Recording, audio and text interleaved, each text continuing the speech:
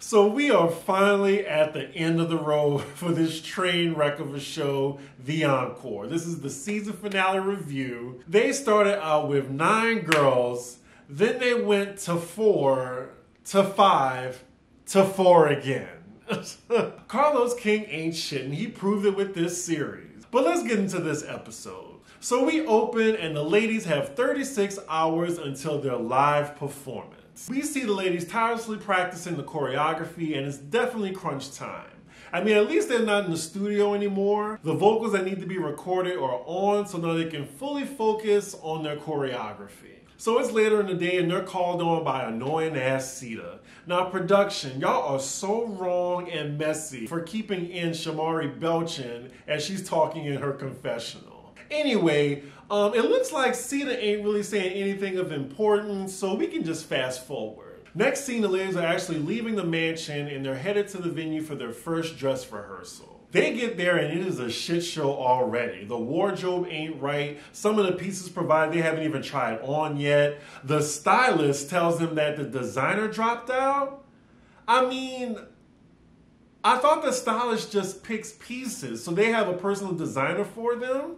Like, this explains a lot and why the fashions were so awful in the last episode. BET, y'all ain't got no budget for the clothes? Like, why couldn't they just get a nice stylist for them to pull like actual brands for them to wear on stage? BET always cutting corners, ain't they? And then the stylist tells them that he assures them that they'll have clothes tomorrow. But tomorrow, it's like 12 hours until their performance. So the rehearsal goes on and it's really half-assed right now. Like, everything is going wrong. We see Keely in her confessional saying she came here because she loves girl groups.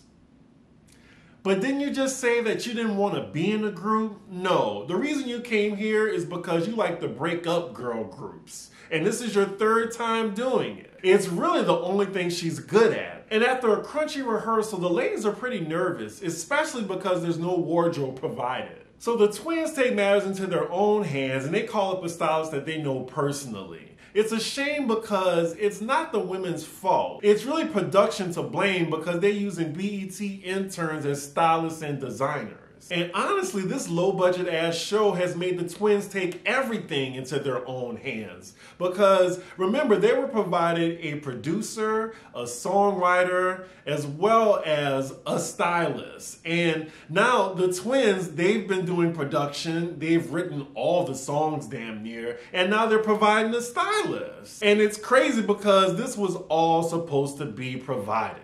Shamari is now freaking out and frustrated, especially because she has nothing to wear. She's on the phone with her husband saying she's thinking about quitting and telling her family not even to show up for the performance. Twin 1 goes into her room to calm her down and she's actually being supportive. Like, wow, how things change. It's too late for me though because they still trash. So it's the next day and it's performance day. They have 12 hours until the performance. They have one final rehearsal and that's it. They get to the venue, there is still no wardrobe provided for them.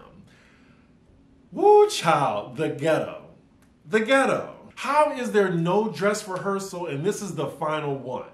Beyonce would never. Hell, Tinashe would never. And that's no shade to her. They still look a hot mess in this rehearsal. Meanwhile, Pam is reminiscing on all the girls that quit the group. Like, I can't believe they're not going to postpone this. Like, at least until they get it right and not look crazy. And then we see Keely having a tantrum and being frustrated at the choreographer yet again. So time is moving in this episode, and now they only have 3 hours left until their performance. They magically get wardrobe, but it was provided by the twins' friend. I'm glad that their friend came through, but what if they didn't have that connection at all? Like, they would be asked out, literally. Like, this is really a scheme set up by Todd for the bullshit. I'm just really surprised production was gonna screw them like that. And what happened to the original stylist? I still don't like what Shamari's wearing, but it seemed like she's happy with it, so it's whatever. And is it just me, or is this episode moving by in breakneck speed? Like, they're about to perform and we're only like 22 minutes in. So they're all dressed now and it's showtime. The performance is starting, but it's just the 4 of them without Pam. So are they lip syncing? Because it sure looks like it.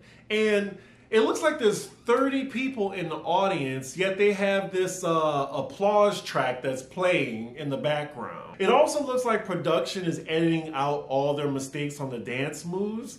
And Shamari, your outfit, you said initially that you wanted something tomboy and sexy. This is girly girl sexy. You're like wearing a short skirt, like the bra is like halfway out. That isn't tomboy. What Pam is doing is tomboy. Actually, it's stud. And speaking of which, Pam finally comes out to the first performance of Skeletons, and she's getting it. So now they're on the second song, and I'm guessing they're gonna just do the whole performance for the rest of the 30 minutes of the show. So far, the performance is like BluPrint featuring Pam, or Pam is like the MC of the group. Lord, and here go the gospel song. Pam is front and center, and it just feels like a different show. And am I going to hell? Because I'm not feeling this, like, at all. We see Pam asking in her confessional, was this whole moment destiny? It's definitely not Destiny's Child. Destiny unfulfilled, if you ask me. It's so hilarious how production is adding in this applause track of hundreds of people when the actual audience look like it's less than 80. So they get back to the secular music, and the ladies are dancing around Wendy Williams' purple couch. I gotta admit, the choreography though, it's kind of cute. Kinda. We're on the 5th song now, and at least Pam is a part of the majority of the performances. I think she's in maybe 4 of the 6 songs they're doing. It's still weird though that she's consecutively going on and off the stage. Whew, Lord, finally, we're on the 6th and last song, Bird's Eye View. The bird's eye view, the bird's eye view. And as they're performing this song, each of the ladies are reminiscing about their time during this experience. One of the twins even say she has no regrets. Okay, girl, we'll get back to you after the show airs. I don't want to hear any other twins bullshit. It's still fuck them all day because they really showed their ass on this series. Y'all are trash. So the performance is finally over. All the ladies seem to be very pleased with their performance. They're backstage and I see bottles of Corbel.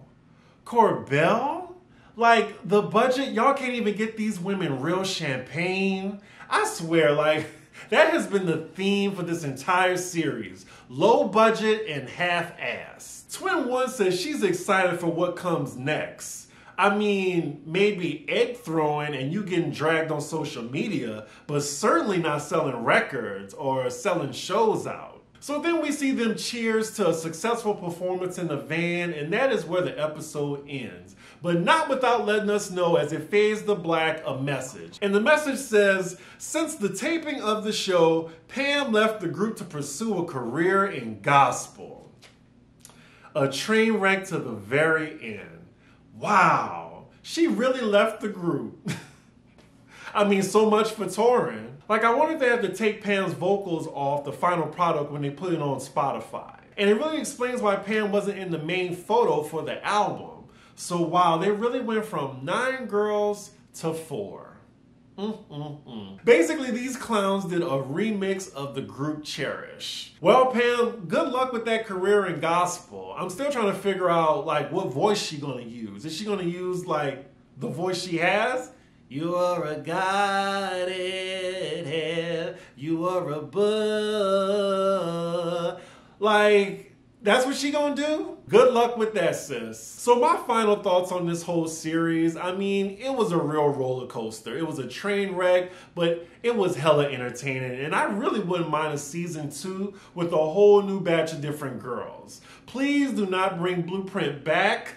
Like, I hope that was a one and done. Like, they really can't be serious of them touring, especially with Keely. Like, Keely gonna quit too. I will say the only member of this group that maybe deserves a second chance is Shamari. I do genuinely think that Shamari can have a solo career if she really wanted one. She still has the talent to do it, so I hope she goes for it. And lastly, y'all, I'll be making a separate video reviewing BluPrint's album. I think it's gonna be fun because I can really like analyze each of the 6 songs. So y'all look out for that this weekend. And with that, Make sure y'all like, comment, and subscribe. I can't wait to see what y'all think about the season as a whole, as well as the album. This has been a pleasure to review, honestly. Thank y'all for watching. I really hope there's a season 2 because this was a successful run of reviews for me, and I had fun doing it. So, yeah, y'all, I will see y'all for the album review.